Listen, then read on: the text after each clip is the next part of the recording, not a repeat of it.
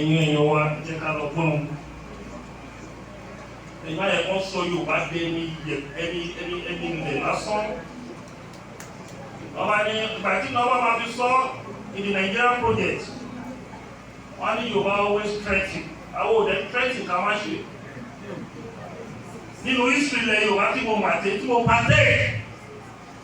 láyé struggle nàìjíríà ìkọ́ta bá ti ní a máa ṣe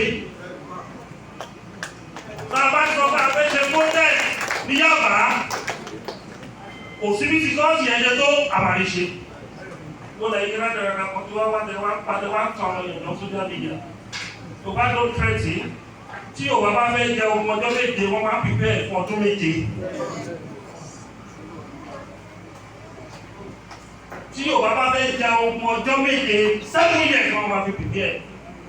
èèyàn tí kò bá gbọ́ ti ẹnu ẹ̀gà níṣẹ́ ni wọ́n máa ń sọ pé ẹyẹ oko ń pàtó ni o lórí ẹ̀rọ ayélujára oríṣiríṣi orúkọ àti ọ̀rọ̀ tí kò yẹ ni wọ́n ń sọ o pàápàá sí lóògùn ọ̀fẹ́ Ààrẹ Ọ̀nà Kakanfò ilẹ̀ Yorùbá ẹlẹ́ẹ̀kẹẹ̀dógún tí a ní lásìkò yìí ìyẹn Iba Gani Adams lóògùn ọ̀fẹ́ o bẹ́ẹ̀ kò so méjì tí àwọn ẹ̀kọ́ ń torí ẹ̀ bínú tí wọ́n ń torí ẹ̀ fi tara sọ̀rọ̀ sí ọkùnrin ọmọ Arigidi Àkókò ẹni tí ṣe aṣáájú ogun fún gbogbo ilẹ̀ káàrọ̀ òjìire bí kò ṣe lórí ọ̀rọ̀ Yoruba Nation ni o ìyẹn ìdádúró orílẹ̀-èdè ọmọ odò tó dá ìwà orílẹ̀-èdè Yorùbá tiwa ohun tó ń fẹ́ náà ni kí ó dáná ogun o ohun táwọn ẹ̀pọ̀n fẹ́ ni kí ó ṣíwájú kí bàbá ìjìrẹ́ ó máa lọ́gun wípé a ò ní gbà afẹ́nidòdò ń dá wà afẹ́ni orílẹ̀-èdè tiwa irúfẹ́ èyí tí àwọn ọ̀jọ̀gbọ́n Banji Akíntóyè Sunday Ìgbòho ìmáàmù Yorùbá nílé Ìlọrin àti bẹ́ẹ̀ bẹ́ẹ̀ lọ ń ṣe o pàápàá àwọn kan tí wọ́n jẹ́ ọmọ Yorùbá ṣùgbọ́n tó wà lókè òkun lọ́gọ́ tí ẹgbẹ́ OPC ń ṣèrántí àwọn àjàǹgbara ọmọ káàárọ̀ òjìrẹ́ tó ti ṣubú lójú ìjà tí wọn kò sí mọ́ ṣùgbọ́n táwọn ọmọ ìyàwó àti ẹbí ń bẹ lọ́gọ́ tí ẹgbẹ́ OPC pè wọ́n láti ṣe ohun ìdùnnú kan fún wọn lẹ́ẹ̀kan sí lọ́jọ́ yẹn náà ní Iba Gani Adams tú kẹ̀kẹ́ ọ̀rọ̀ sílẹ̀ o níbẹ̀ náà ló sọ ibi tí ó dúró sí gan tọ́lọ́ bá di ọ̀rọ̀ Yorùbá Nation àti ìmọ̀ràn ńlá tí ó ní fún gbogbo ọmọ káàárọ̀ òjìrè. mo rí ìmáàmù Yorùbá ní program lọ́jọ́ ọ̀gbẹ́ yìí mo wá farabalẹ̀ ṣàlàyé fún wọn ní kò wẹ̀yẹ wò olọ́mọ ogun àbó olọ́mọ ogun ó ní nǹkan tẹ́ ń pè ṣe pé kò wù mí wọ́n Yorùbá ní kó kọ́kọ́ wò kò sẹ́ni tí ò fẹ́ total liberation ọ̀kan tí Yorùbá bá náà fẹ́ tó bá bá fẹ́ tí wọ́n bá jẹ́ minority tó fẹ́ fagídí fẹ́ tí kan tí Yorùbá bá fẹ́ Yorùbá fi ẹrú bọ́ bẹ̀yìn wọ́n bá dẹ̀ fi ẹrú bọ́ á fi ẹsẹ̀ ẹ̀wọ̀ ayérayé Yorùbá ló fi ṣe lẹ́lẹ́ wọ́n ní ó pọ̀ ọgbọ́n ká máa bèèrè fún regionalism yẹ ká máa bèèrè fún regionalism òjò ti pa ọjọ́ ti bọ́ ọjọ́ ti pẹ́ láti 1993 30 years in struggle experience làwọn fi operate ní sọ̀rọ̀ ẹ̀ tí bá sọ àwọn journalist ó request fún interview lọ́sẹ̀ ìṣọ̀rọ̀ ká wọ́n ṣe ṣàlàyé fún nígbà tó bá ń lé nílẹ̀ ìdíní tó rí ṣe olórílẹ̀ èdè òdú ṣe you are losing sympathy and you are losing followers wọ́n wá sọ èyí toothless dog wọ́n wà ní Amsterdam mo fẹ́ kí speech ni mo pé wọ́n rán ọ̀bọ yẹn wá ní táwọn yóò wá lè sọ̀rọ̀ ní ìgbòho tí wá ààrẹ náà ló ń pásọ̀ pé kó máa sọ̀rọ̀ lẹ́yìn èèwọ̀ ní tẹ́lẹ̀ bá sọ tèmi tán ìwọ máa bọ̀ kó wá sọ̀rọ̀ lórí Yorùbá Nation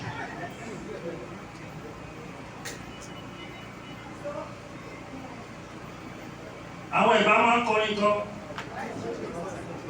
wọ́n ní àgbà ló pàṣẹ o ará mi o àgbà ló pàṣẹ o ará mi o tọmọdé bá pàṣẹ àdìjọpọ̀ o. Àgbà ló pàṣẹ ará mi o àgbà ló pàṣẹ ará mi o tọmọdé pàṣẹ àdìjọpọ̀ o. Àgbà ló pàṣẹ ará mi o àgbà ló pàṣẹ ará mi o tọmọdé pàṣẹ àdìjọpọ̀ o. Àgbà ló pàṣẹ ará mi o àgbà ló pàṣẹ ará mi o tọmọdé pàṣẹ àdìjọpọ̀ o.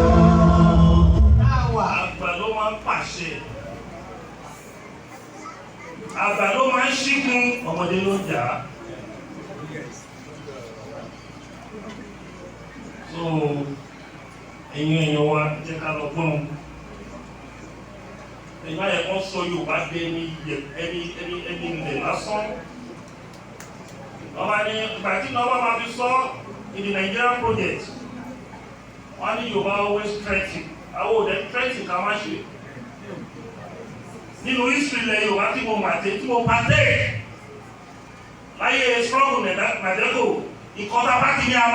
máa ṣe tá a bá sọ pé a fẹ́ ṣe protest ní Yaba òsibí ti gọ́ọ̀sì ẹ̀jẹ̀ tó àmàlẹ́ ṣe ló lẹ́yìn kí láti rẹ̀ kan tí wọ́n wá tẹ wá padà wá kan ọ̀rọ̀ yẹn lọ sójú àbíyá tó bá ló tẹ́tì tí Yorùbá bá fẹ́ jẹ ọmọ ọjọ́ méje wọ́n máa pípẹ́ fún ọdún méje tí Yorùbá bá fẹ́ jẹ ọmọ ọjọ́ méje 7 years wọ́n máa fi pípẹ́ logistics international connection àwọn nǹkan tẹ́ máa ní kasuati bá wà àwọn olóma fíìs wọn gbogbo àwọn tó ṣe àbáyé wọn bá àlàyé wọn ní alliance pẹ̀lú ẹ̀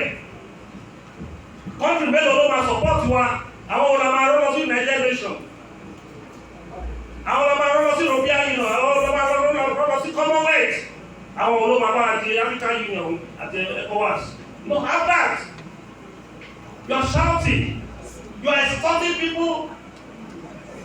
every day. Bóyá ààrẹ orí mọ́tò ṣàárẹ̀ ọ̀gbọ́n bá kàn fún ní ààrẹ orí mọ́tò ṣàárẹ̀ ọ̀gbọ́n bá kàn fún. Ààrẹ orí mọ́tò ṣàárẹ̀ ọ̀gbọ́n bá kàn fún. Tó bá lè máa dáwọn ọkọ̀ báyìí òwúrọ̀ pàwọ̀ ẹ̀ síta abẹ́lẹ̀.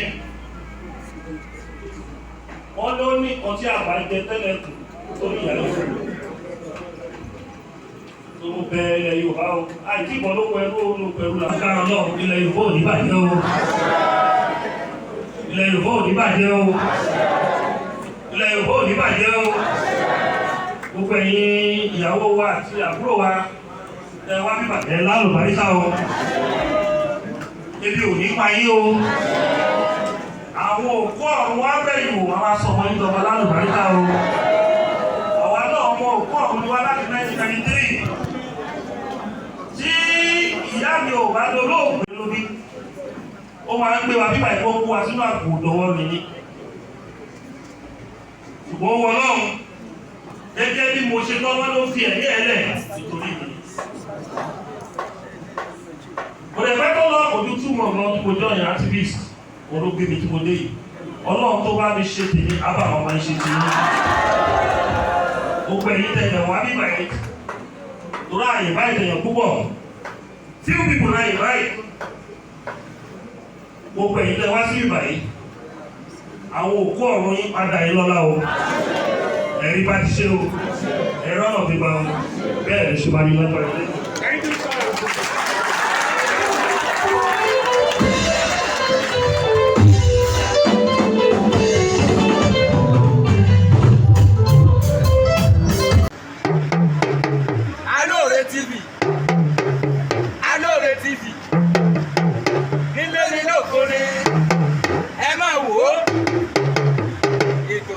lọ́gbọ́n